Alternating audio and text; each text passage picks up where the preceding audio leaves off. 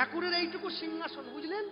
আর মায়েরা একবারে ৩৩ কোটি দেবদেবীকে ঠেসে দিয়েছে। কে নাই, কে নাই তার মধ্যে? কালী, দুর্গা, মনসা, শীতলা, ষষ্ঠী, বগলা, চামুন্ডা সব ঢুকিয়ে দিয়েছে। এইবার ঢুকিয়ে দিয়ে ভিজে কাপড়ে স্নান করে এসে তার কাছে হাত ধরে, রাধা মাধব, হে মা কালী, হে শিব, আমার কালো মেয়েটার মাস্টার জামাই খুঁজে দাও, তোমায় আমি গুজিয়া খাওয়াবো। আর রাধা মাধব হয়েছে তেমনি, ছাতা মাথায় দিয়ে জামাই খুঁজতে বেরিয়েছে, মাস্টার জামাই। আর খুঁজবে, সবার চাকরি চলে যাচ্ছে, খুব সাবধান।